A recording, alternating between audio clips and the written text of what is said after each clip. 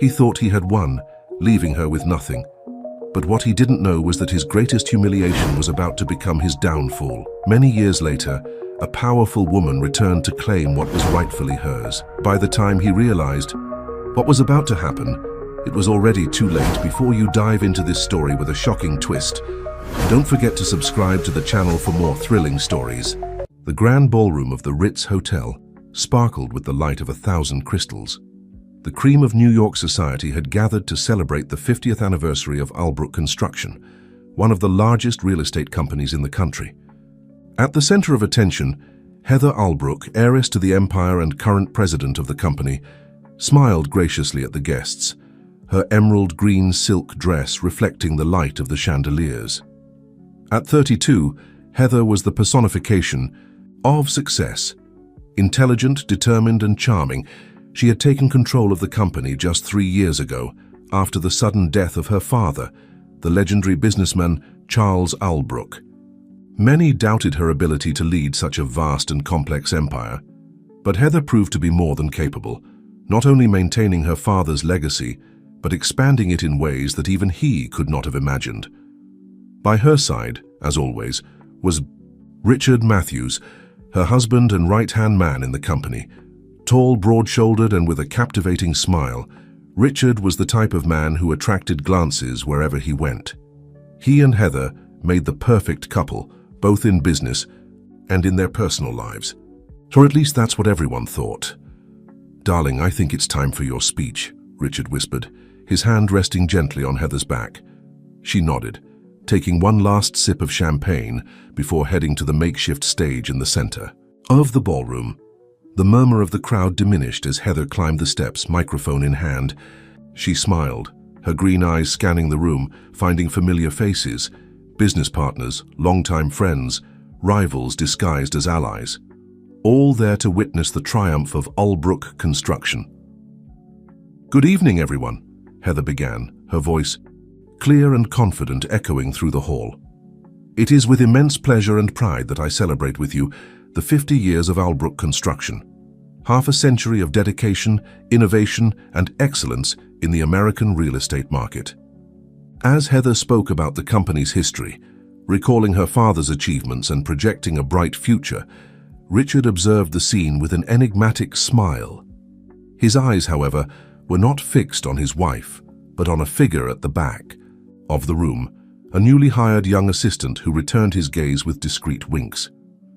"And that's why today I officially announce the launch of our most ambitious project to date, the Albrook Complex," Heather continued, unaware of the exchange of glances between her husband and the assistant. "A development that will redefine the New York skyline and set new standards for sustainability and luxury in North America." Enthusiastic applause filled the room. Heather smiled, feeling the weight of responsibility and the sweet taste of success.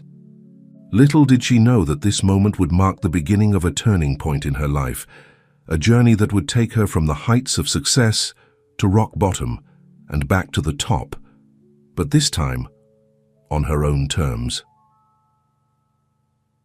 As she descended from the stage, Heather was immediately surrounded by journalists and businessmen eager for more details about the new project. Richard approached, placing a possessive arm around her waist. "You were incredible up there, love," he whispered in her ear. His hot breath mingled with the aroma of expensive whiskey. Heather smiled, leaning back slightly against him, enjoying the moment of closeness that was becoming increasingly rare in their marriage. "Thank you, Rich. I couldn't have done it without you," she replied, genuinely grateful for the support he had always shown, especially in the first months after her father's loss. The following hours passed in a blur of conversations, toasts, and informal negotiations. Heather circulated through the room with the grace of a queen, while Richard busied himself entertaining the most important investors. From time to time, their gazes crossed through the crowd, a complicit smile being exchanged before each returned their attention to the guests. It was only at the end of the night, when most of those present had already left, that Heather noticed something strange. Richard had been absent for a considerable time. Frowning, she excused herself from the group she was talking to and went out in search of her husband. She walked the corridors of the hotel, checking empty conference rooms and even the men's bathroom, ignoring the surprised looks of the few men who were there. She was about to give up when she heard muffled voices coming from a semi-open service closet. "Rich, we can't—" "Not here," a female voice whispered between giggles. Heather's heart froze. She knew that voice. It was Beth, the new assistant she herself had hired a few weeks ago. "Shh, no one will find us," Richard's unmistakable voice responded, followed by the sound of kisses and sighs. Heather felt the world spin around her. Her first reaction was to open the door and confront them, expose the betrayal right there in front of everyone. But something held her back. A voice in her mind, strangely similar to her father's, whispered, "Keep calm, observe, learn. Knowledge is power." Silently, she moved away from the door, returning to the ballroom with a heavy heart and a whirlwind of thoughts. The pieces of the puzzle were starting to fit together. Richard's frequent delays, the secret messages on his cell phone, the sudden interest in participating in events he previously considered boring. Back at the party, Heather kept the smile on her face, although her eyes had lost their sparkle. She watched as Richard returned, discreetly adjusting his tie, followed minutes later by Beth, whose lipstick was slightly smudged. "Where were you?" Heather asked, her voice controlled, when Richard finally joined her. "Oh, just sorting out some last-minute details with the team," he replied, unconcerned. "You know how these events are, there's always something to fix behind the scenes." Heather nodded, pretending to accept the explanation. "Of course, I understand perfectly." The rest of the night passed like a slow-motion nightmare. Heather kept up appearances, smiling and chatting as if nothing had happened, but inside a whirlwind of emotions consumed her. Anger, sadness, humiliation, and surprisingly, a growing determination. As the couple said goodbye to the last guests, Heather made a decision. She would not be just another cheated wife crying in corners. No, she was Heather Albrook, heiress to an empire and a force to be reckoned with. If Richard thought he could play with her like this, he was about to learn a painful lesson. On the way back home, sitting in the back of the limousine next to her husband, Heather began to mentally outline her next steps. She would investigate, gather evidence, and when the right time came, Richard wouldn't know what hit him. "Is everything okay, darling?" Richard asked, noticing his wife's unusual silence. "You seem distant." Heather turned to him, an enigmatic smile playing on her lips. "I'm great, love. Just thinking about the future. I believe interesting times await us." Richard smiled back, completely oblivious to the true meaning behind his wife's words. "Certainly. The Albrook complex will be a milestone in our company's history." "Oh yes," Heather replied, her gaze getting lost in the night landscape of New York passing by the window. "It will be a milestone in many ways." As the limousine wound through the city streets, taking them back to the Albrook mansion, Heather felt a transformation begin within her. The naive heiress who blindly trusted her husband was dying, giving way to a stronger, more astute, and infinitely more dangerous woman. The game had only just begun, and Heather was determined to be the last one laughing. The days following the Albrook construction anniversary party were a test of endurance for Heather. Each morning she woke up next to Richard, forcing a smile and pretending everything was fine. Each goodbye kiss before work now tasted like ashes in her mouth. At the office, Heather closely observed the interactions between Richard and Beth, noticing the furtive glances, the complicit smiles, the meetings that seemed to last longer than necessary. She wondered how long this farce had been happening right under her nose. A week after the party, Heather decided it was time to act. Taking advantage of an afternoon when Richard was in an important meeting outside the office, she called Mark, the company's IT chief, to her office. "Mark, I need a favor," said Heather, closing the door behind him, "and this must stay strictly between us." The man, a bespectacled 40-something with graying hair, nodded nervously. "Of course, Mrs. Albrook. How can I help?" Heather took a deep breath before continuing. "I need you to install monitoring software on Richard's cell phone and laptop. I want access to all messages, emails, and calls." Mark turned pale. "But isn't that illegal?" "Don't worry about the legality," Heather replied, her voice cold as steel. "I take full responsibility. You just need to do what I'm asking." After a few moments of hesitation, Mark agreed. Within hours, Heather had access to Richard's entire digital life. What she discovered left her nauseous. It wasn't just Beth. There were other women, some within the company itself, others from outside. Explicit messages, compromising photos, meetings arranged in hotels. The betrayal was much deeper and older than she had imagined, but the worst was yet to come. Among Richard's emails, Heather found correspondence with lawyers and accountants. He was planning a divorce, but not just any divorce. Richard was maneuvering to remove Heather from the company presidency, alleging incompetence and mismanagement. Sitting in her office, looking at the computer screen with teary eyes, Heather felt as if the ground had disappeared beneath her feet. The man she loved, whom she trusted completely, was not only cheating on her but planning to completely destroy her. It was in this moment of deep anguish that Heather heard a soft knock on the door. It was Mrs. Wilson, the secretary who had worked for the Albrook family for decades. "Sorry to bother you, Mrs. Albrook," said the lady, entering the room with a cup of tea. "I thought you might need something to calm your nerves." Heather tried to smile, but the tears finally escaped. Seeing the state of her boss, Mrs. Wilson closed the door and approached, placing a comforting hand on Heather's shoulder. "What happened, my dear?" asked the lady with genuine concern. And so Heather, for the first time since discovering the betrayal, broke down. Between sobs, she told Mrs. Wilson everything: Richard's infidelity, his plans to remove her from the company, the feeling of being completely deceived and betrayed. Mrs. Wilson listened to everything in silence, offering a tissue and words of comfort when necessary. When Heather finished, the old lady surprised her with her words. "Mrs. Albrook, you are Charles Albrook's daughter. You have his blood running through your veins. Your father wouldn't have let himself be defeated by a traitor, and neither will you." Heather looked at Mrs. Wilson, surprised by the strength in her voice. "But what can I do?" asked Heather, feeling lost. "You're going to fight," Mrs. Wilson replied firmly. "You're going to show that scoundrel and all the others who underestimated you what you're capable of.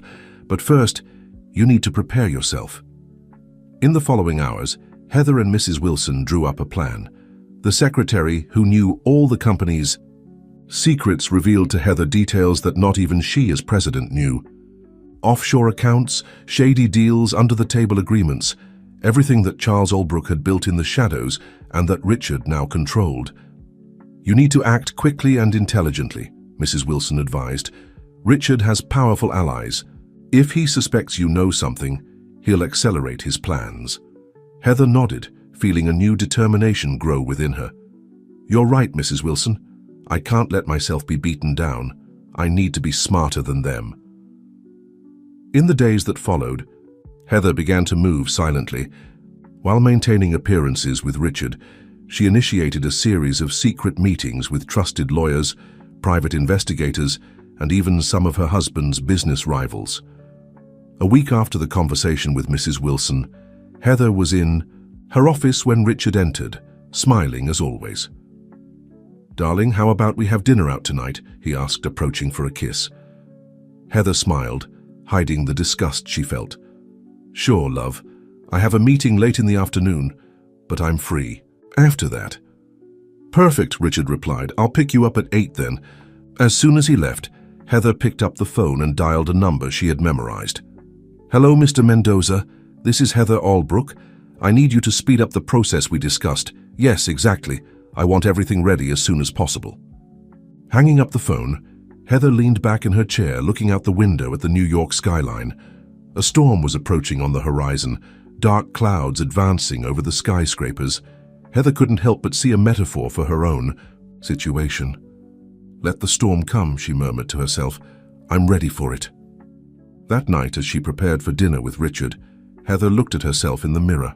Her eyes, once full of naivety and trust, now shone with fierce determination. She was no longer just Charles Albrook's heiress. She was a woman ready to fight tooth and nail for what was rightfully hers. The dinner went on normally, with Richard talking about his plans to expand the company. completely unaware that his wife now knew each of his dirty secrets. Heather smiled and nodded, playing the role of the devoted wife to perfection. When they returned home, Richard surprised her with a gift, a diamond necklace from a famous jeweler. "For the most important woman in my life," he said, placing the necklace around Heather's neck. She smiled, touching the cold stones. "It's beautiful, Richard, thank you." That night, lying next to her husband who pretended to sleep, probably exchanging messages with one of his mistresses, Heather made a promise to herself. She would not be just another victim. She would become the architect of her own revenge. The phoenix was rising from the ashes of her naivety, and soon everyone would know what Heather Albrook was really capable of. As the clock struck the early hours of the morning, Heather planned her next move.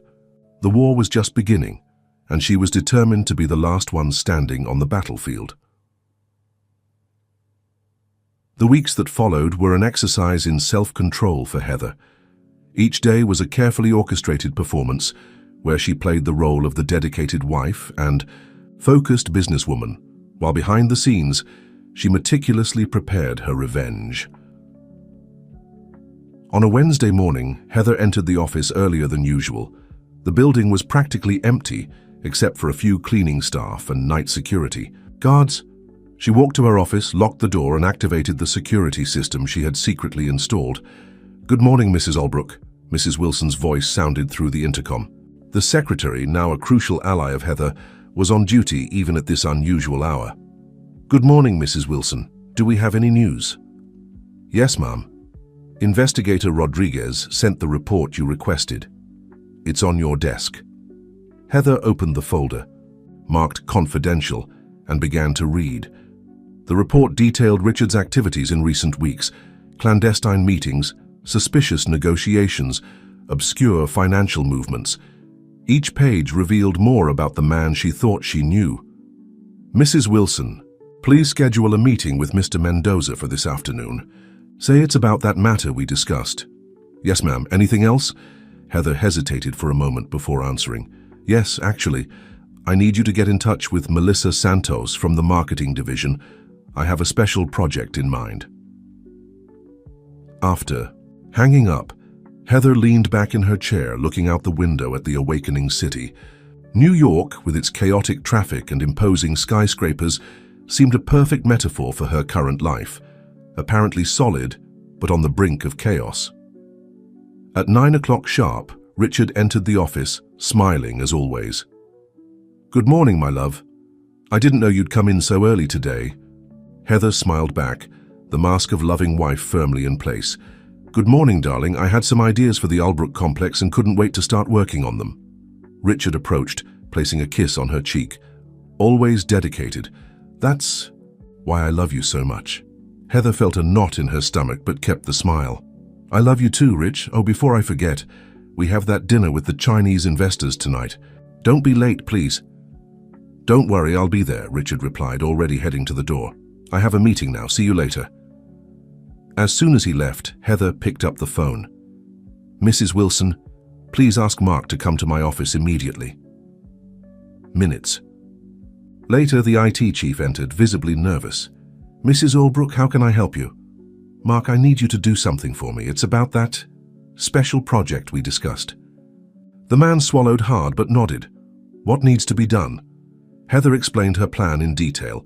Mark listened attentively, occasionally asking technical questions. When she finished, he looked even paler than before. "Mrs. Albrook, this is risky. If we get caught—" "We won't," Heather interrupted, her voice firm. "And if something goes wrong, I'll take full responsibility. You have my word." Reluctantly, Mark agreed and left to carry out Heather's instructions. The rest of the morning passed in a blur of meetings and phone calls. Heather made sure to be seen by everyone, actively participating in discussions about the Albrook complex and other company projects. No one could suspect that behind the facade of normality, a storm was brewing. In the afternoon, Heather met with Mr. Mendoza, her trusted lawyer, at a discreet cafe away from the financial center. "The news isn't good, Mrs. Albrook," said the lawyer, handing her a folder. "Richard has been very careful, Legally, it will be difficult to prove any irregularity. Heather flipped through the documents, her face a mask of calm. I see. And what about the other matter we discussed? Mendoza lowered his voice. It's in progress. But I must warn you, Mrs. Albrook, that once this process is started, there's no turning back. I know, Counselor, and I'm prepared for the consequences. Upon returning to the office, Heather found Melissa Santos, the young and talented marketing chief, waiting for her. Melissa, thank you for coming. I have a special project that I'd like to discuss with you.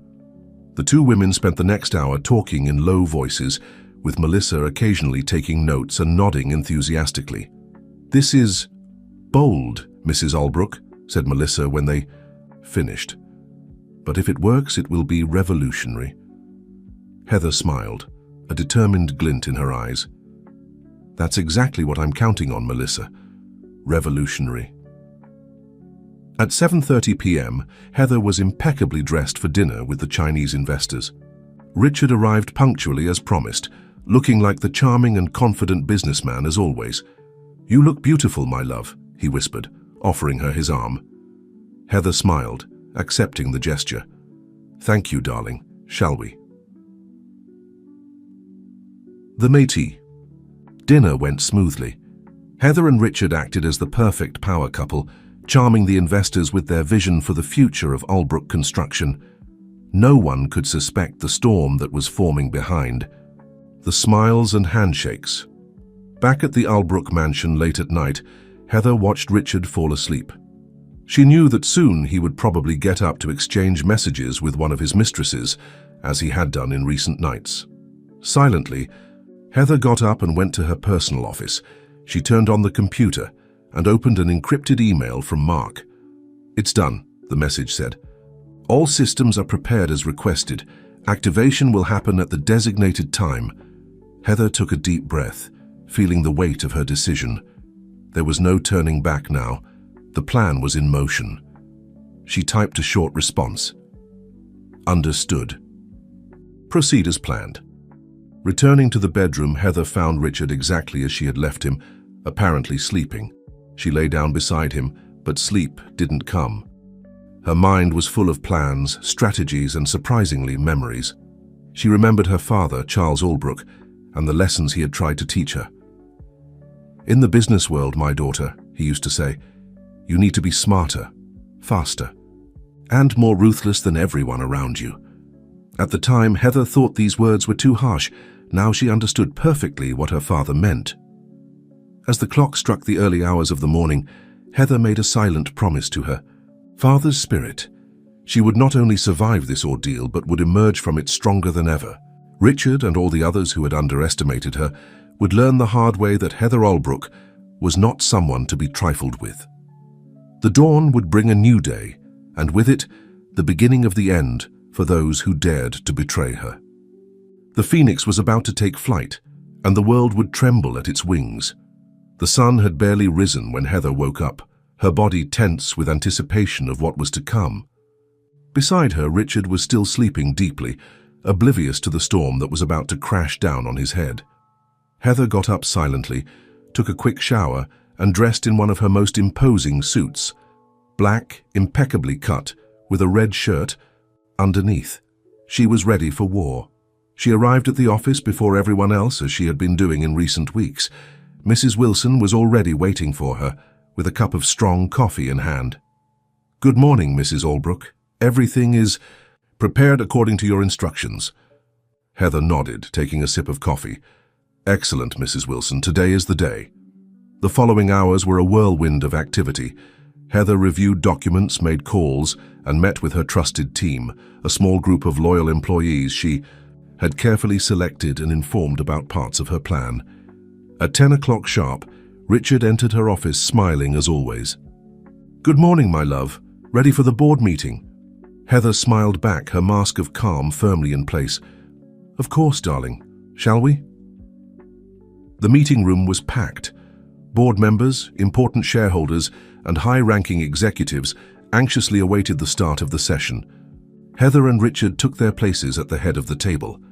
Ladies and gentlemen, Richard began, his confident voice echoing through the room, Thank you for your presence at this important meeting. We have much to discuss about the future of Albrook Construction. Heather watched as her husband talked about financial projections, new projects and expansion strategies. She knew it was all a facade, a smokescreen to hide his true plans. When Richard finished his presentation, Heather stood up. Thank you, Richard.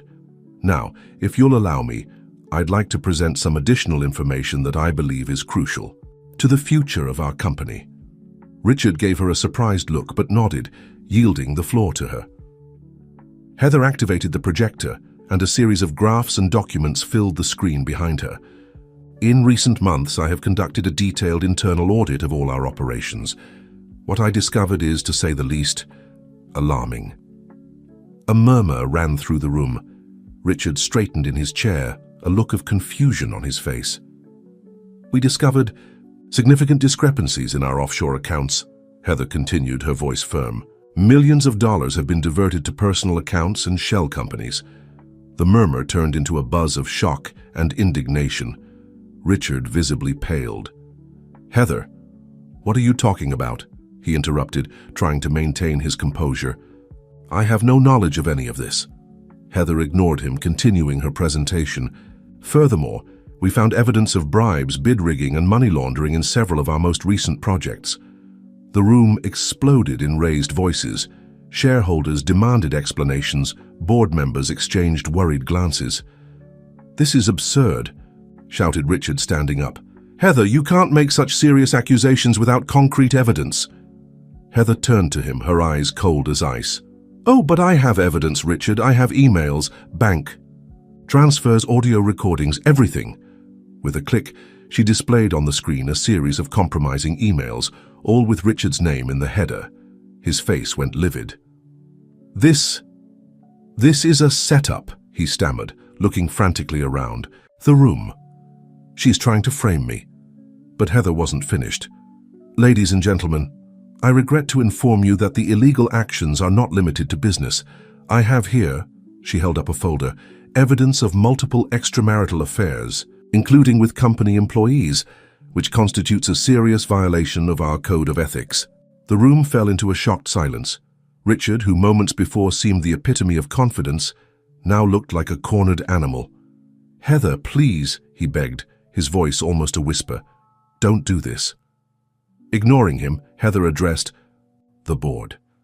In light of these revelations, I propose the immediate removal of Richard Matthews from all his functions at Albrook Construction, pending a full investigation. Chaos broke out in the room.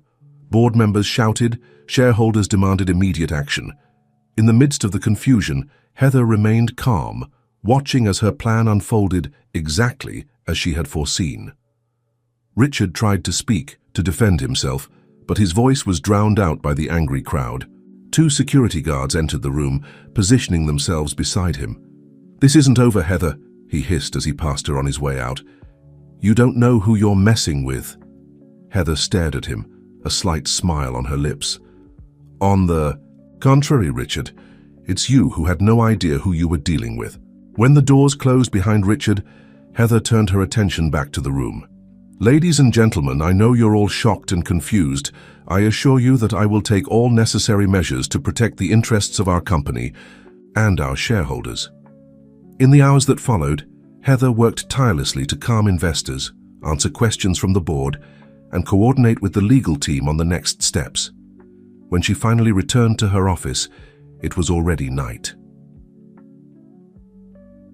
Mrs. Wilson was waiting for her with a cup of tea. It was impressive, Mrs. Albrook. Your father would be proud.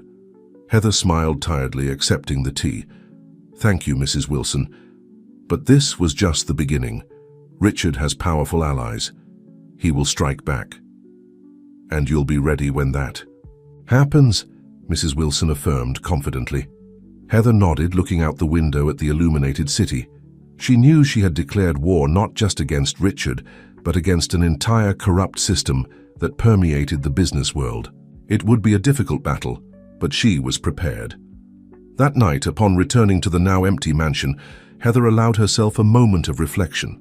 She remembered all the happy moments she had with Richard, the promises of eternal love, the shared dreams, For a brief instant she felt a pang of pain, but then she remembered the betrayal, the humiliation, how he planned to destroy her.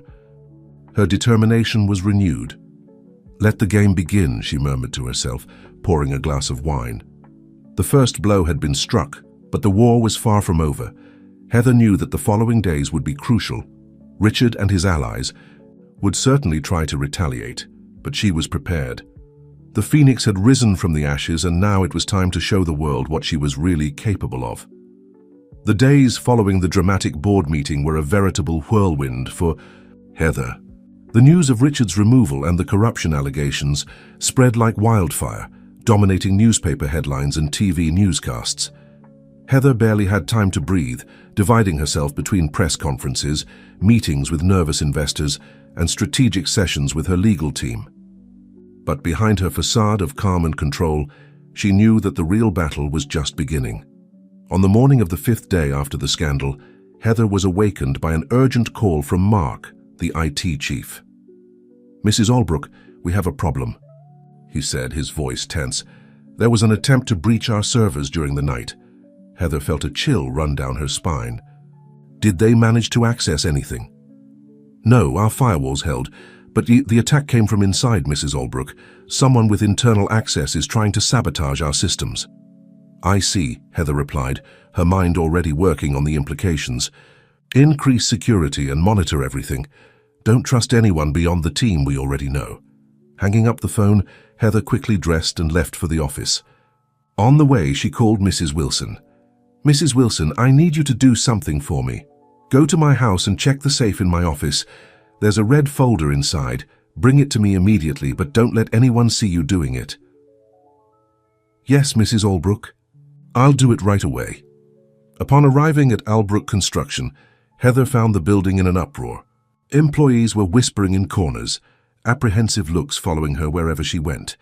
Ignoring all this, she went straight to her office, where Mark was waiting with more details about the cyber attack. "We managed to trace the origin of the attack," he explained, showing some graphs on his tablet.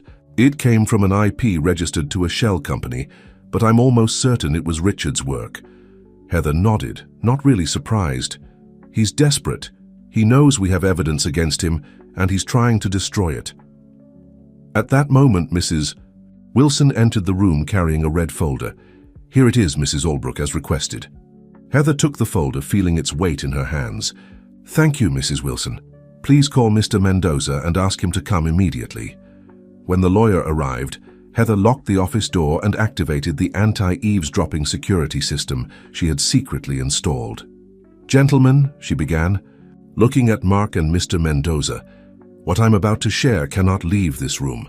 Opening the red folder, Heather revealed a series of documents, photos, and USB drives. "This is what my father called a corporate life insurance. These are proofs of irregularities involving not just Richard, but several of our competitors, and even some high-ranking politicians." Mr. Mendoza's eyes widened. "Mrs. Albrook, this is pure dynamite. If this leaks—" "Exactly," Heather interrupted. "That's why we need to protect this information at all costs. Mark, I want you to create an ultra-secure storage system for this data. Mr. Mendoza, prepare subpoenas and search warrants against Richard and his closest allies. We're going to attack on all fronts." As the two men left to carry out their tasks, Heather found herself alone in her office. Looking out the window at the New York skyline, she couldn't help but think about how drastically her life had changed in such a short time. Her thoughts were interrupted by a notification on her cell phone. It was a message from an unknown number. "You may have won the first battle, Heather, but the war is far from over. I have friends in high places. You have no idea what's coming." Heather felt a shiver but refused to let herself be intimidated. She knew that Richard wouldn't give up easily, but she was prepared to face whatever he threw in her direction. The rest of the day passed in a blur of meetings, teleconferences, and strategic planning. Heather barely had time to eat, sustaining herself on coffee and pure adrenaline. It was already night when she finally left the office. On the way home, she decided to make a stop. She asked the driver to take her to the pier where Richard's yacht was anchored. Standing on the dock, looking at the luxurious boat that had so often been the stage for happy moments, Heather felt a mix of emotions: anger, sadness, determination. It was then that she noticed suspicious movement on the deck. Silently, she approached, hiding behind some barrels. To her surprise, she saw Richard in person, carrying several suitcases onto the yacht. "Hurry up," she heard him say to someone inside the boat. "We have to get out of here before the police arrive." Heather's heart raced. Richard was planning to flee. Without thinking twice, she took out her cell phone and called the police, giving precise instructions about the yacht's location. Minutes later, which seemed like hours, sirens began to sound. In the distance, Richard, hearing the noise, panicked. He tried to start the yacht, but it was too late. Heather watched, hidden, as the police arrived and surrounded the boat. Richard was taken away in handcuffs, shouting threats and accusations. When it was all over and the dust had settled, Heather came out of her hiding place. A young police officer recognized her. "Mrs. Albrook, what are you doing here?" Heather smiled tiredly. "Just ensuring that justice is done, officer." Back at her house, Heather finally allowed herself to relax a little. Richard's capture while trying to flee was a significant victory, but she knew that the war was far from over. Pouring herself a glass of wine, she walked to the balcony, looking at the illuminated city. The empire her father had built, that Richard had almost destroyed, was now entirely in her hands. "Dad," she murmured to the starry sky, "I hope you're proud. I promise I won't disappoint you." With a determined sigh, Heather went back inside. Tomorrow would be another day of battle, and she needed to be prepared. The storm might have passed for now, but on the horizon, darker clouds were forming. The Phoenix continued its flight, stronger and more determined than ever. The morning after Richard's arrest dawned with a fine rain over New York, as if the city itself was weeping for the revelations of recent days. Heather woke up early, her eyes heavy from a restless night, but with her mind sharp and ready for the challenges she knew would come. Upon arriving at the office, she found Mrs. Wilson already at her post, with a cup of strong coffee and a stack of newspapers. "Good morning, Mrs. Albrook," said the secretary, handing her the coffee. "The news is everywhere." Heather took a quick look at the headlines. Construction magnate arrested trying to flee the country. Scandal at Albrook Construction. How far does the corruption go? Heather Albrook, heroine or opportunist? Sighing, she entered her office, followed by Mrs. Wilson. "What are today's appointments?" "The board has called an emergency meeting for 10 a.m. Then we have a press conference at 2 p.m. and..."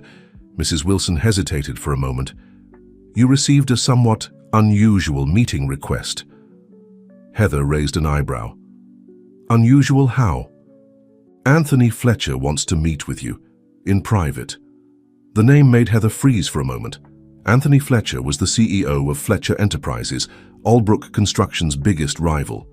For years, the two companies had waged fierce battles over contracts and land. "Interesting," Heather murmured. "Schedule it for tonight after hours, and Mrs. Wilson, don't record this in the official calendar." The morning passed in a whirlwind of meetings and phone calls. The board, still in shock from recent events, demanded explanations and guarantees. Heather skillfully navigated the difficult questions, reaffirming her commitment to the company's transparency and integrity. The afternoon press conference was even more challenging. Journalists from across the country crowded into the conference room, eager for sordid details and bombshell statements.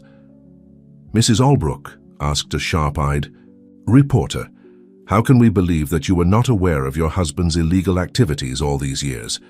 Heather maintained her composure, her voice firm as she answered, "I understand the skepticism, but I can assure you that as soon as I had concrete evidence of irregularities, I acted immediately to protect the interests of the company and our shareholders. My commitment has always been and will always be to ethics and transparency." The questions continued for almost 2 hours, becoming increasingly aggressive and personal. Heather answered them all calmly and precisely, without yielding to provocation or losing her composure. When it finally ended, she retreated to her office, exhausted but satisfied with her performance. Looking at the clock, she realized she had only an hour before her secret meeting with Anthony Fletcher. At 8 p.m. sharp, Heather entered a discreet restaurant in the Upper East Side. Anthony was already waiting, a middle-aged man with graying hair and astute eyes. "Heather," he greeted. her standing up to pull out her chair. "Thank you for agreeing to meet me." "Anthony," she replied with a nod, "I must admit I was intrigued by your invitation. What can I do for you?" He smiled, a gesture that didn't reach his eyes. "Straight to the point, as always. It's one of the things I've always admired about you." The waiter approached to take their orders. When he moved away, Anthony leaned forward, lowering his voice. "Heather, I'll be frank. What happened with Richard and Albrook Construction has shaken the entire sector. There are very powerful people very nervous right now." Heather kept her expression neutral. "I imagine so. Corruption tends to make people nervous when exposed." Anthony laughed humorlessly. "You have no idea. Richard's scheme. He wasn't alone. There are politicians, judges, other businessmen involved. People who won't hesitate to destroy you to protect themselves." A chill ran down Heather's spine, but she didn't let it show. "And you're telling me this why exactly?" "Because," he replied, his eyes fixed on hers. "I believe we can help each other." Heather raised an eyebrow. "Go on." "I have information." "Heather, information that can help you protect yourself and consolidate your position. In exchange, I want an alliance. Our companies working together, not against each other." Silence fell between them as the waiter served the wine. Heather took a sip, her mind working furiously. "Why should I trust you, Anthony? We've been rivals." "For years." He smiled, this time a genuine smile.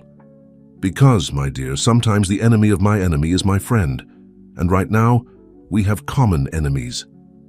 Heather studied the man in front of her. Anthony Fletcher had always been a formidable adversary, but he also had a reputation for playing fair, unlike many in the business. "What kind of information are we talking about?" she finally asked. Anthony took a USB drive from his pocket and slid it across the table. "In here are emails, bank records, and recordings that implicate several of Richard's friends in his schemes, including some who are planning to move against you in the coming days." Heather picked up the USB drive, feeling its weight in her hand. "And what do you gain from this, besides the alliance between our companies?" "Let's just say I have my own reasons for wanting to see certain people fall," Anthony replied enigmatically. "So do we have a deal?" Heather looked at the USB drive and then back at Anthony. It was risky, she knew. Trusting an old rival could be dangerous, but she also knew that she would need allies to survive the storm that was coming. "We have a deal," she finally said, extending her hand. Anthony shook it, a satisfied smile on his face. "Excellent. Now let's have dinner and discuss the details. We have a lot of work ahead of us." As they began the meal, Heather couldn't help but think about how her life had transformed in a matter of days. From confident wife to CEO at war, from Anthony Fletcher's rival to his ally. The game had changed, and the stakes had never been higher. But one thing she knew for sure: no matter what came, she was ready to fight. The phoenix continued to rise, its wings stronger than ever, ready to face any storm that fate might throw in its path. The sun had barely risen when Heather entered her office at Albrook Construction. The previous night, spent analyzing the information provided by Anthony Fletcher, had been long and disturbing. The content of the USB drive was even more explosive than she had imagined. "Mrs. Wilson," she called through the intercom, "please convene an emergency meeting with our legal and security team, and call Mark from IT as well." While waiting, Heather reviewed her notes. The evidence implicated not only politicians and businessmen in corruption schemes, but also revealed an ongoing plan to destabilize Albrook Construction and force its sale at a bargain price. The group arrived quickly, faces tense and curious. Heather locked the door and activated the anti-eavesdropping security system. "Ladies and gentlemen," she began, her voice firm, "what I'm about to share cannot leave this room. We're about to enter a war, and we need to be prepared." Over the next 2 hours, Heather laid out the plan she had elaborated during the night.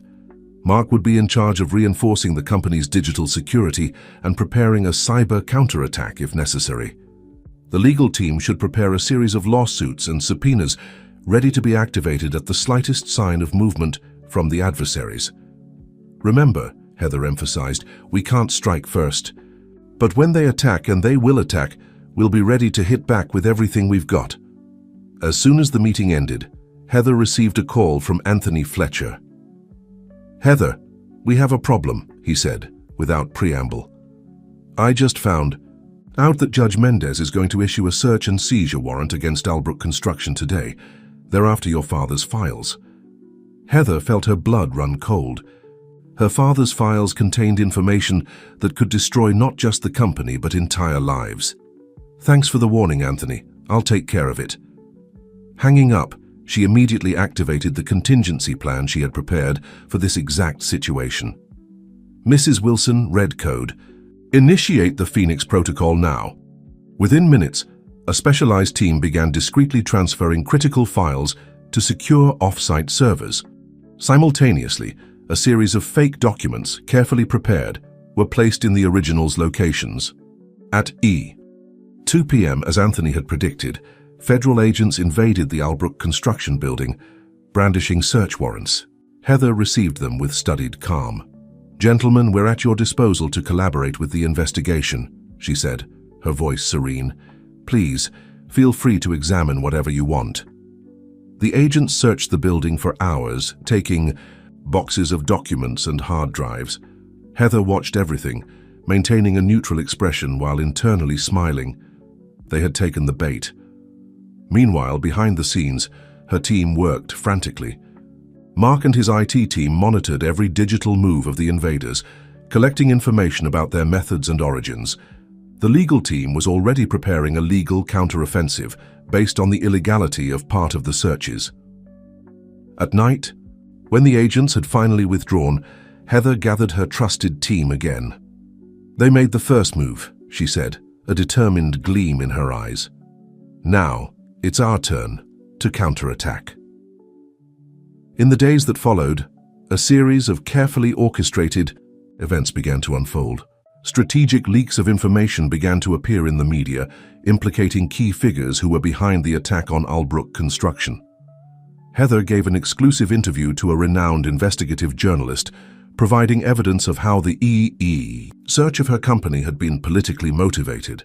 Public opinion, which had previously been divided, began to lean in her favor. Meanwhile, Anthony Fletcher was fulfilling his part of the deal. Using his influence, he began pressuring politicians and businessmen to distance themselves from the conspirators against Heather. The noose was tightening. A week after the search, Heather received an unexpected call. It was the Minister of Justice himself. "Mrs. Albrook," he said, his voice tense, "I'd like to schedule a private meeting with you. We have much to discuss." Heather smiled, knowing that the tide was finally turning. "Of course, Minister. How about tomorrow at my office?" That night, alone in her penthouse, Heather allowed herself a moment of reflection. Looking out the window at the city that never sleeps, she thought about everything that had happened in recent weeks. Richard's betrayal, the struggle to maintain control of the company, unexpected alliances and hidden enemies. Picking up a glass of wine, she made a silent toast to the starry sky. "Dad, I hope you're proud. They tried to bring us down, but they didn't know we're made of something stronger." A soft sound alerted her to a notification on her cell phone. It was a message from an unknown number. "You won this round, Heather, but the game isn't over yet. Take care." Heather stared at the message for a long moment, a chill running down her spine. Whoever her hidden enemy was, they wouldn't give up easily. But neither would she. The phoenix had risen from the ashes once again and now flew higher than ever. The challenges to come would be faced head-on. With one last look at the city that was her battlefield, Heather prepared for bed. Tomorrow would be another day of fighting, and she would be ready. The war was far from over, but Heather Albrook was just beginning to show what she was capable of. The morning arrived with a dense fog hanging over New York, as if the city itself wanted to hide the secrets that were about to come to light. Heather woke up before her alarm, her mind already racing with plans for the crucial day ahead. As she prepared for the meeting with the Minister of Justice, Heather couldn't help but think about the mysterious message she had received the night before. Who could be behind that veiled threat? The list of suspects was long, and each name brought with it a complex web of possibilities and dangers. Arriving at the office, Heather found Mrs. Wilson already at her post, with a cup of strong coffee and a concerned look. "Good morning, Mrs. Elbrook." The minister called to confirm the meeting, and "There's one more thing." Heather raised an eyebrow, taking the coffee. "What is it, Mrs. Wilson?" The secretary hesitated for a moment before continuing. "A woman called earlier insisting on speaking with you. She said it was urgent and that she had information about your father." Heather's heart skipped a beat. "My father? Did she say who she was?" "No, ma'am. She just left a contact number and said her name was Martha." Heather frowned. The name meant nothing to her. "Thank you, Mrs. Wilson. Please don't put through any more calls until the minister arrives." Locked in her office, Heather tried to focus on preparing for the meeting, but her mind kept going back to the mysterious Martha. What could she know about Charles Albrook that Heather didn't? At 10 a.m. sharp, the Minister of Justice, Robert Alvarez, entered the conference room of Albrook Construction. He was an imposing man, middle-aged, with astute eyes that seemed to assess everything around him. "Mrs. Albrook," he greeted, shaking Heather's hand firmly, "thank you for receiving me on such short notice." "Minister Alvarez," Heather replied, indicating a chair. "The pleasure is mine. How can I help you?" The minister settled in, his face a mask of seriousness. "Mrs. Albrook, I'll get straight to the point. The accusations you've made about the political motivation behind the search of your company are serious, very serious." Heather kept her expression neutral. "They're not accusations, Minister. They're facts, backed by concrete evidence." Alvarez studied her for a long moment before continuing. "I see, and that's why I'm here. You must understand that these revelations have the potential to shake the foundations of the government. We need to handle this discreetly." "Discreetly," Heather repeated, a touch of irony in her voice. "And how do you suggest we do that?" The minister leaned forward, lowering his voice. "I have a proposal for you. The government is willing to offer full protection to Albrook Construction, plus lucrative contracts for the coming years. In exchange, we ask that you reconsider the disclosure of certain information." Heather felt a wave of indignation course through her body, but maintained her composure. "Are you asking me to cover up crimes, Minister?" "I'm asking you to think of the greater good, Mrs. Albrook," he replied, his voice firm. "Sometimes, to maintain stability, certain sacrifices are necessary." For a moment, Heather found herself tempted. The minister's offer would mean security for her company, for her employees. But then she remembered her father, everything he had built, the principles he had taught her.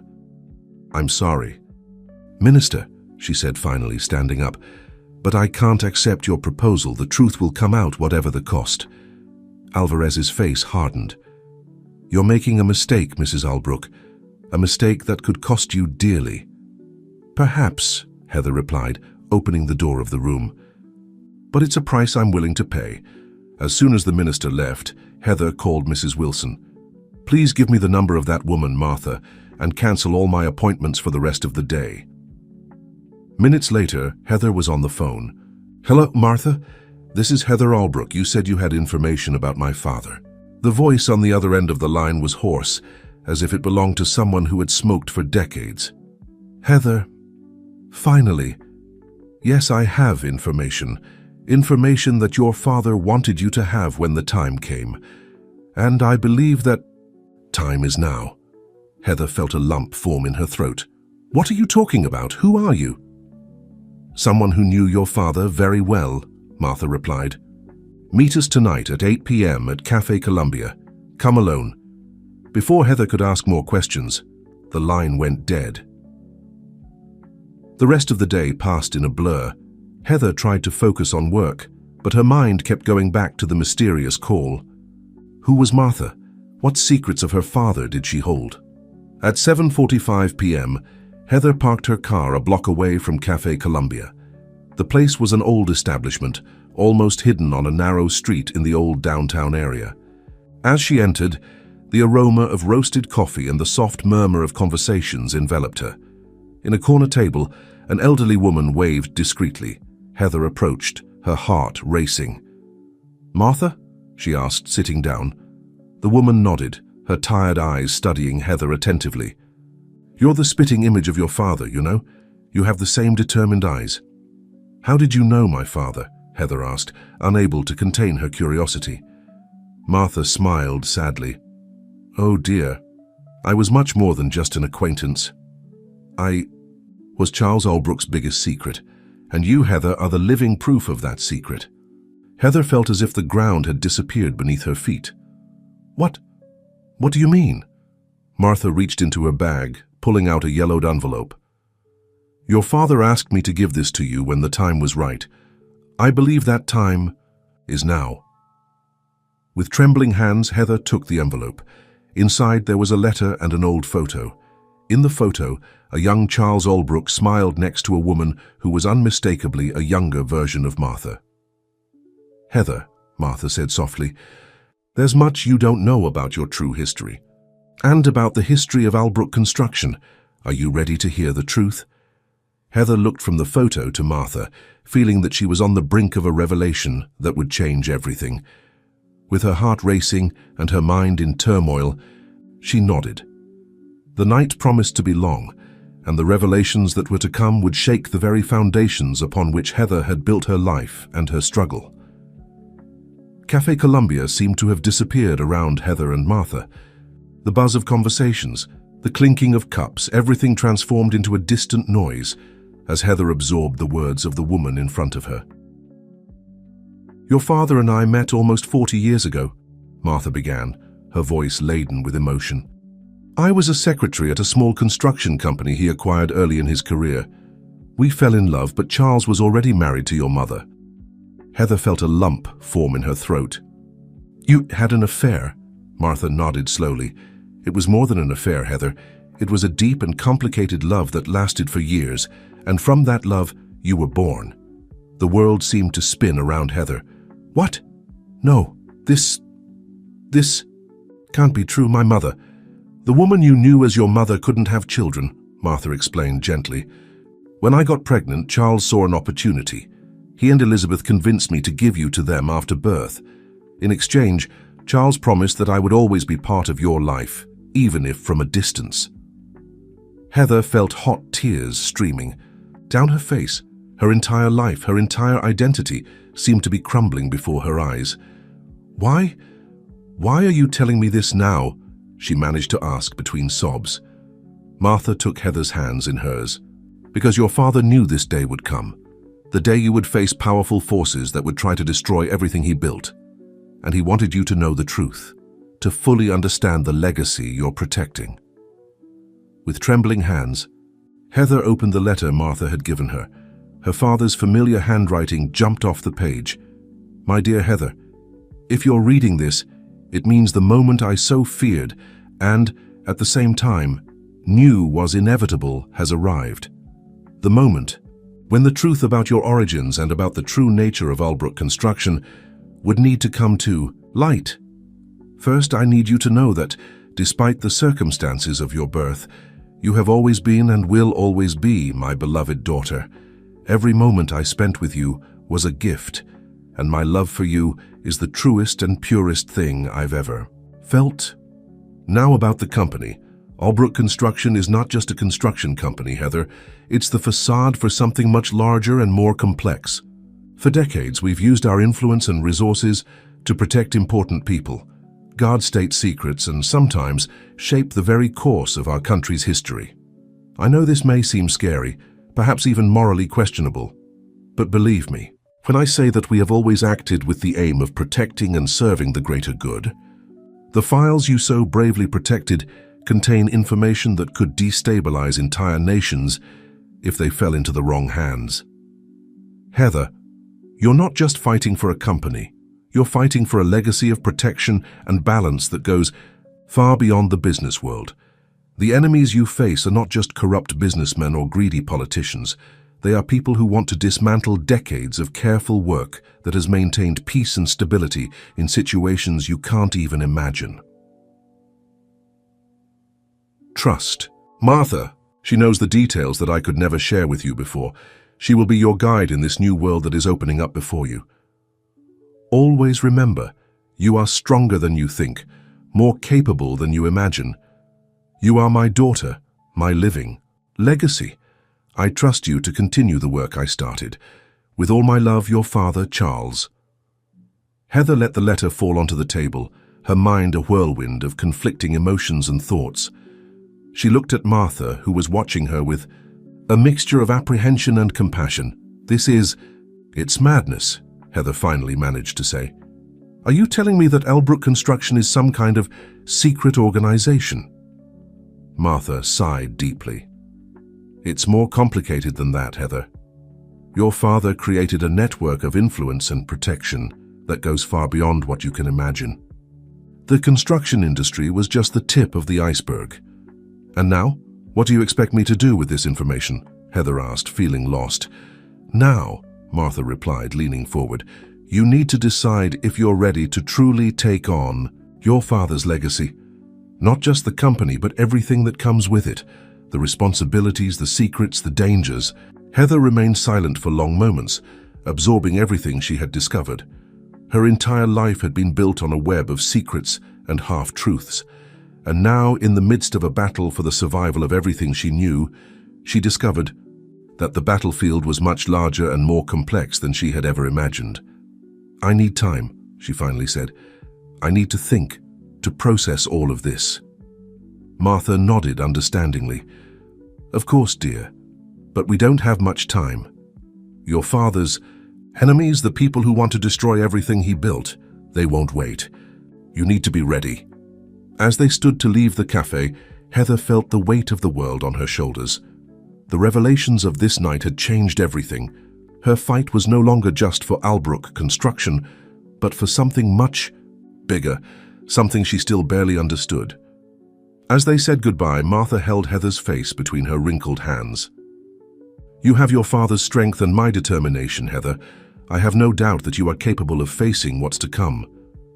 Heather nodded, tears in her eyes. Thank you, Mom. The word came out hesitantly, strange in her mouth, but somehow right. As she walked back to her car, Heather knew she was on the brink of a new phase in her life, a phase full of dangers, secrets, and responsibilities that she never imagined she would have to face. But one thing was certain, the phoenix within her was ready to take flight once again, now with an even greater purpose. Charles Albrook's legacy would live on through her, and Heather was determined to honor it no matter the cost. Heather barely slept that night. Her mind was racing with Martha's revelations, her father's words echoing incessantly in her thoughts. When the sun finally rose, she was already up, facing the awakening city through the window of her penthouse. All right, she murmured to herself. It's time to act. Her first step was to call an emergency meeting with her innermost circle of trust, Mrs. Wilson, Mark from IT, and Mr. Mendoza, her lawyer. As they arrived in her office, they all immediately noticed the change in Heather. There was a new aura of determination and strength emanating from her. Ladies and gentlemen, Heather began, closing the door, what I'm about to share goes beyond any confidentiality we've discussed before. Are you prepared to hear something that could completely change the way you see not just this company, but the world around us? The three exchanged apprehensive glances before nodding in agreement.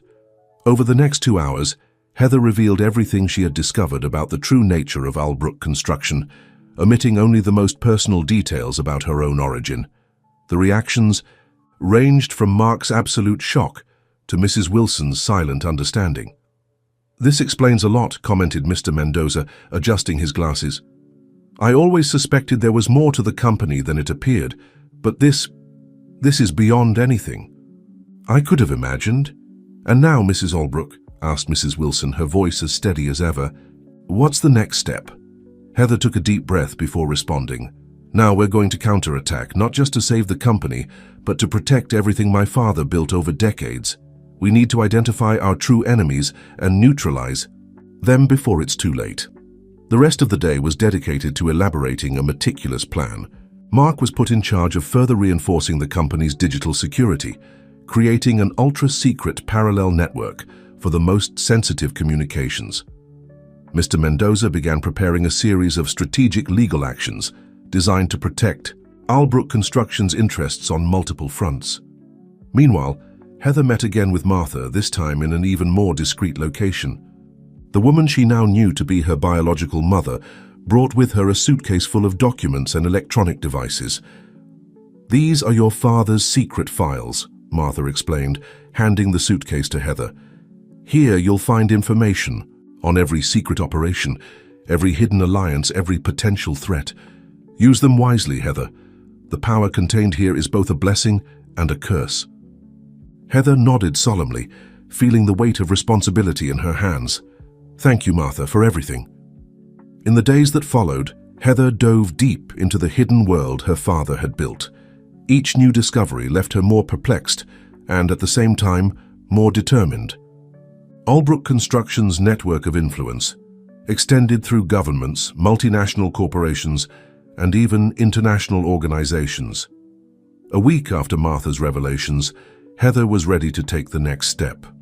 She called a press conference, announcing a series of anti-corruption and transparency measures at Albrook Construction. What the public didn't know was that each announcement, each new policy, was carefully designed to send coded messages to the real players behind the scenes. The reaction was immediate. Politicians began to move nervously. Rival businessmen made hasty statements to the press. And, as Heather had predicted, her hidden enemies began to emerge from the shadows. The first strike came in the form of a massive cyber attack against Albrook Construction's systems, but Mark and his team were prepared. Not only did they repel the attack, but they managed to trace its origin to a group of hackers hired by a rival corporation. "Excellent work, Mark," Heather praised upon receiving the report. "Now let's use this to our advantage." With the information obtained, Mr. Mendoza prepared a series of lawsuits against the rival corporation, while Heather used her newly discovered contacts to apply pressure behind the scenes. The counterattack didn't stop there. Using her father's secret files, Heather began to dismantle one by one the threats against Albrook Construction. Alliances were forged, enemies were neutralized, and gradually the noose began to tighten around the true architects of the conspiracy against her. On a particularly tense night, Heather received an anonymous call.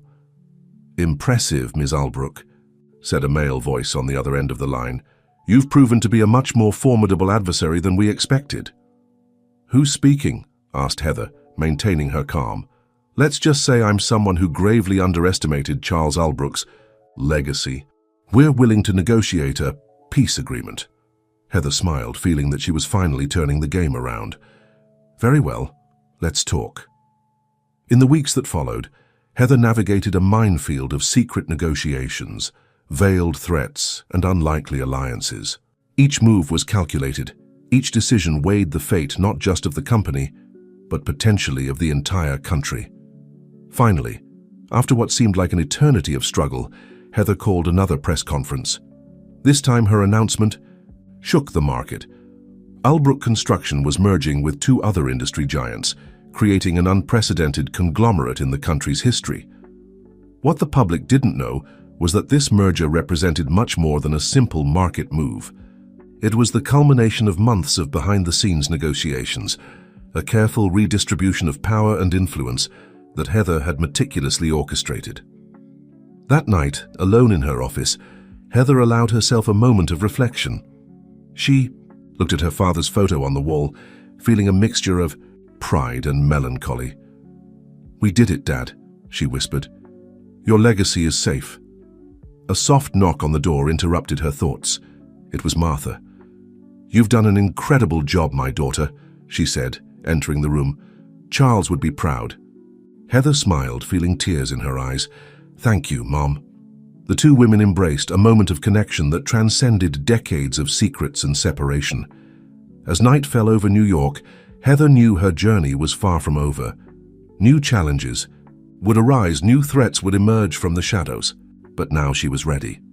The Phoenix had not only been reborn, it had transformed into something more powerful and resilient than it had ever been, and Heather Albrook was ready to face any storm the future might bring. The rising sun painted new, York's horizon with hues of gold and pink, as Heather entered her office in the newly formed Albrook Global Enterprises. The merger she had orchestrated over the past months transformed Albrook Construction into a conglomerate of impressive proportions, extending its influence far beyond the construction sector. Mrs. Wilson was already at her post, as always, with a steaming cup of coffee and a look that mixed pride and concern. "Good morning, Mrs. Albrook. The reports you requested are on your desk, and there's one more thing." Heather raised an eyebrow, taking the coffee. "What is it, Mrs. Wilson?" The secretary hesitated for a moment before continuing. "Richard has made contact. He wants to speak with you." The name of her ex-husband made Heather freeze for an instant. Richard had been released from prison a few weeks ago, benefiting from a plea bargain agreement. Since then, he had kept a low profile, away from the spotlight. "What does he want?" asked Heather, her voice cautious. "He didn't say, ma'am, just that it was urgent and personal." Heather pondered for a moment. Part of her wanted to ignore the request, to leave the past behind. But another part, the part her father had trained to see beyond the obvious, knew she couldn't afford to ignore any potential threat or opportunity. "Very well, Mrs. Wilson. Schedule a meeting for this afternoon on neutral ground." The following hours were filled with meetings and teleconferences. The merger was still in its initial phase, and there were 1,000 details to be worked out. Heather navigated it all with a mixture of business acumen and newly acquired wisdom about Albrook's true role behind the scenes of power.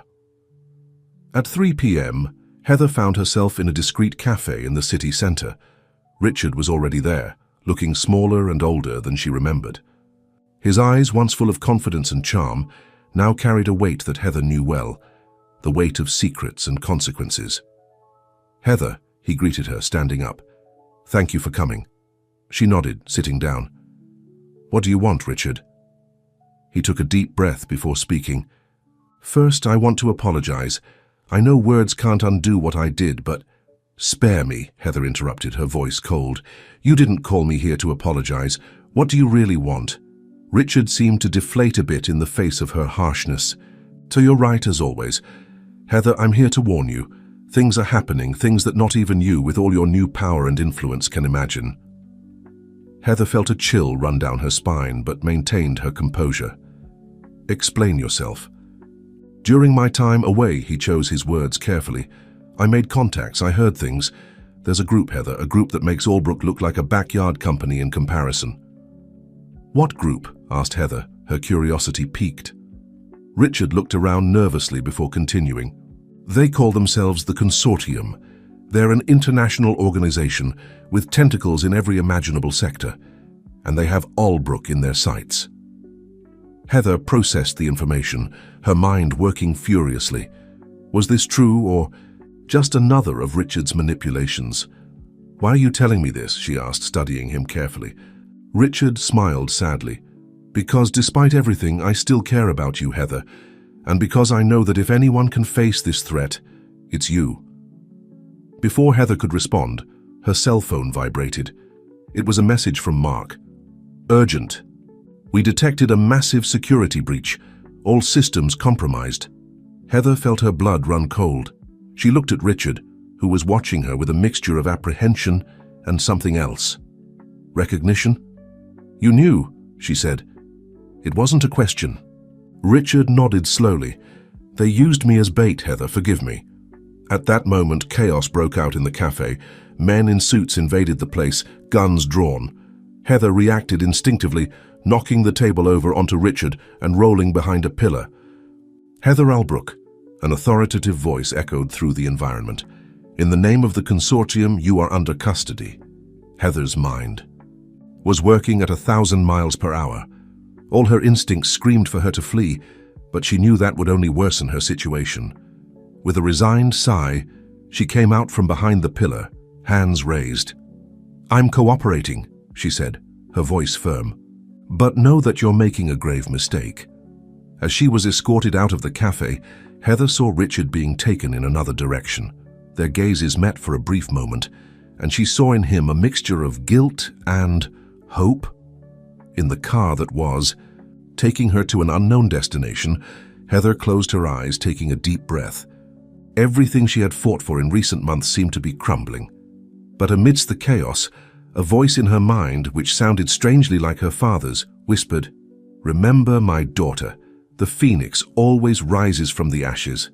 This is not the end. Here's just the beginning of a new battle." And with that certainty burning in her chest, Heather opened her eyes, ready to face whatever fate had in store for her. The game had changed once again, but she was determined to emerge victorious, no matter the cost. The armored vehicle wound its way through the streets of New York, taking Heather to an unknown destination. Through the darkened windows, she observed the city she loved so much pass by in a blur, feeling a mixture of apprehension and determination grow within her. After what seemed like hours, the car finally stopped. Heather was escorted into an imposing building, its architecture a blend of modernity and opulence. The discreet logo at the entrance simply said, "Global Consortium." In the elevator, accompanied by two men in suits, Heather tried to maintain her calm, her mind working furiously to understand the situation and plan her next steps. The doors opened to reveal a luxurious conference room. In the center, a large oval table made of fine wood, around which sat 5 people, 3 men and 2 women, all emanating an aura of power and authority that made Heather immediately understand she was in the presence of the true masters behind the scenes. "Ms. Albrook," one of the men spoke, rising to greet her. His accent was indefinable, a mixture of several cultures. "Welcome to the consortium. Please have a seat." Heather took her place, maintaining an upright posture and a firm gaze. "I believe you owe me some explanations."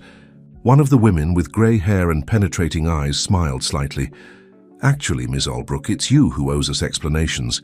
Your recent actions have drawn our attention in an inopportune manner." "Inopportune?" Heather repeated, raising an eyebrow. "Forgive me, but it was you who hacked my systems and kidnapped me in broad daylight." The man who had greeted her initially made a dismissive gesture. "Mere necessary inconveniences for this conversation. Heather, may I call you Heather? You need to understand the magnitude of the situation you find yourself in."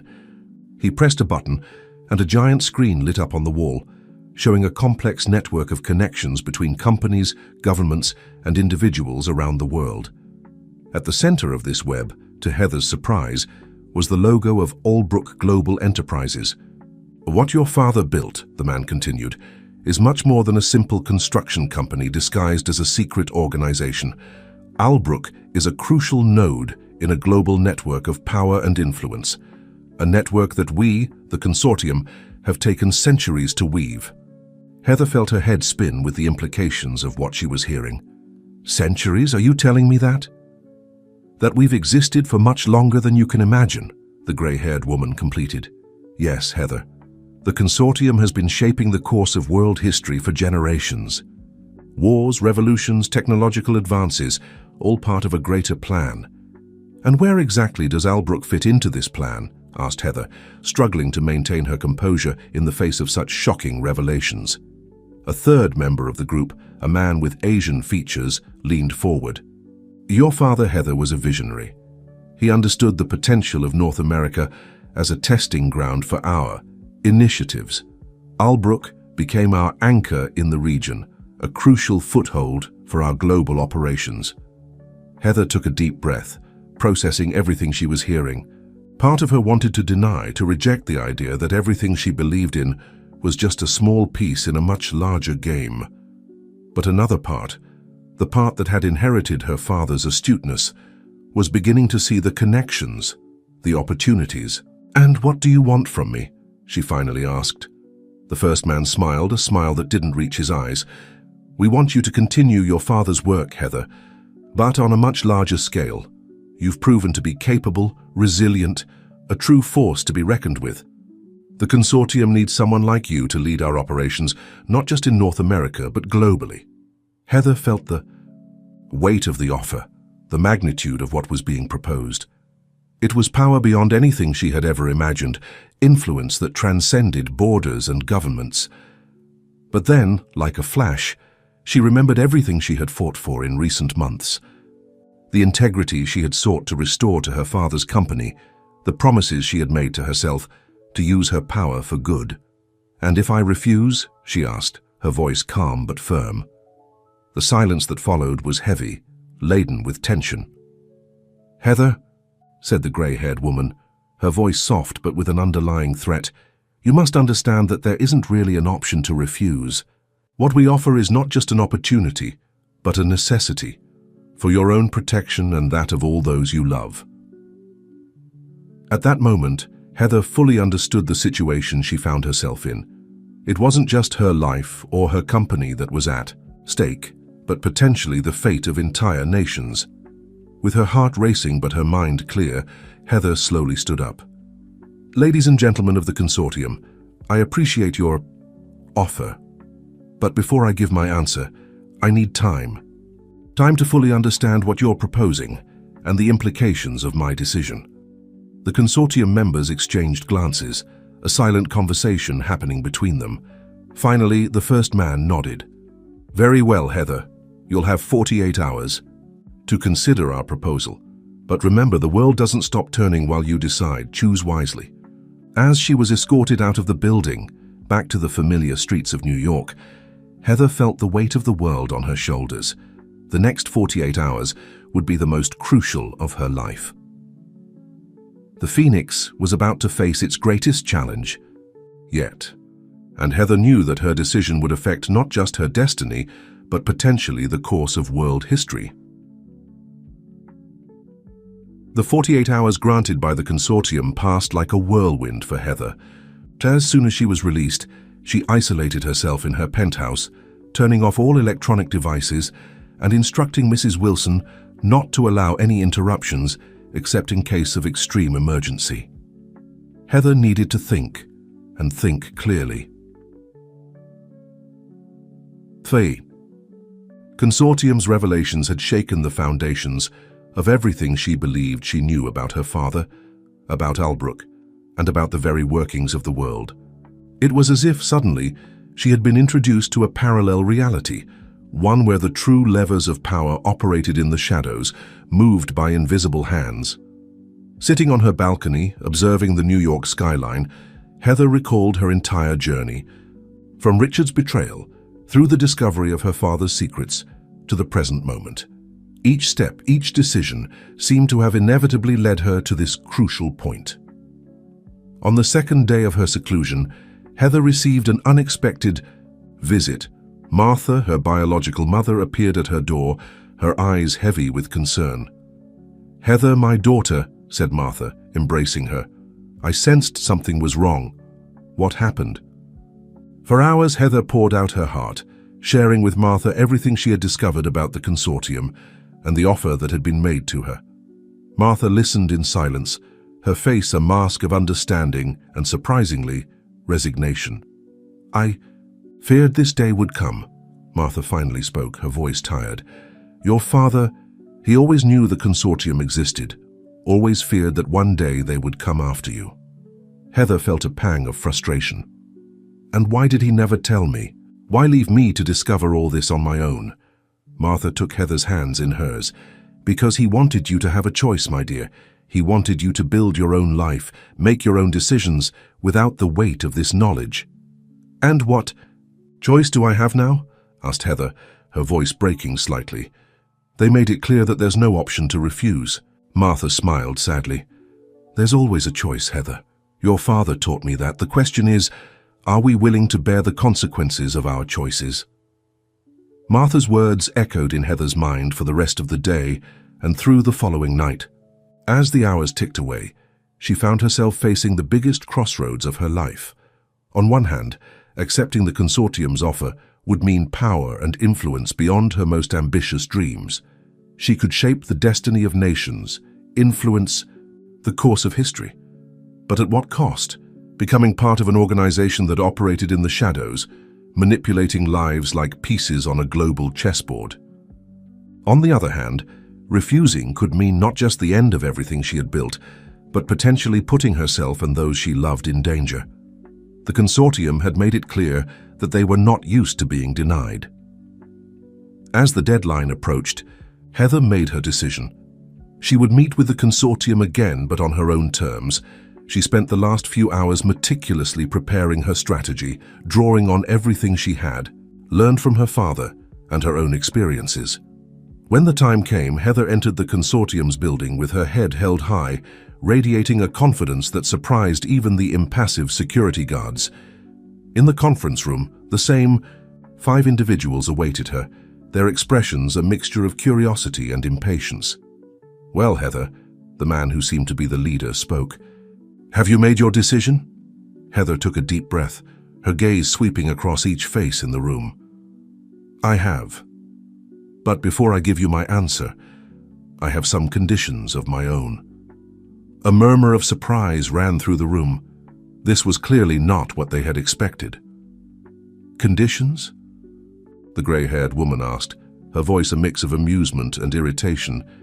"You don't seem to understand your position, Ms. Albrook."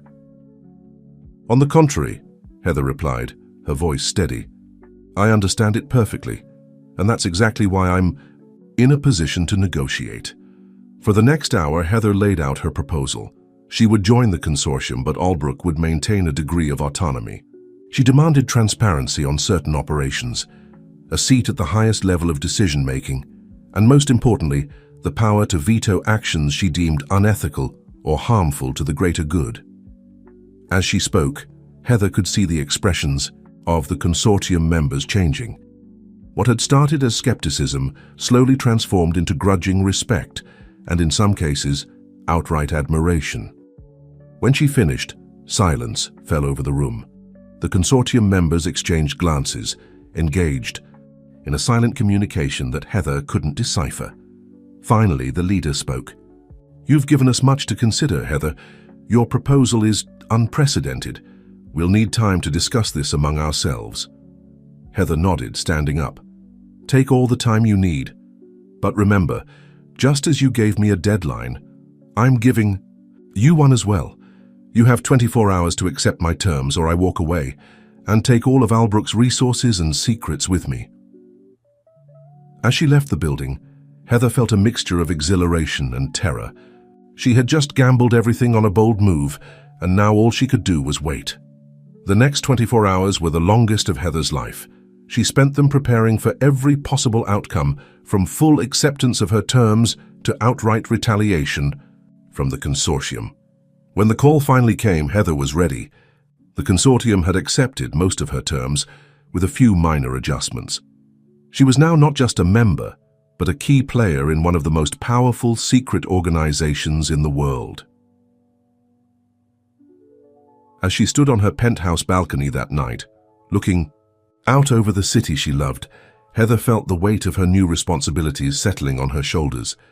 She had entered a new world, one filled with shadows and secrets, but also with the potential to effect real change on a global scale. The phoenix had not just risen from the ashes, it had soared to heights it had never before imagined. And Heather, Albrook was ready for whatever challenges this new chapter of her life might bring. As the lights of New York twinkled below her, Heather raised a glass in a silent toast to her father's memory. "I hope I've made you proud, Dad," she whispered. "The game has changed, but I promise to play it well." With renewed determination, Heather turned back to her apartment. Tomorrow would bring the dawn of a new era, not just for her, but potentially for the world, and she was ready to face it head-on.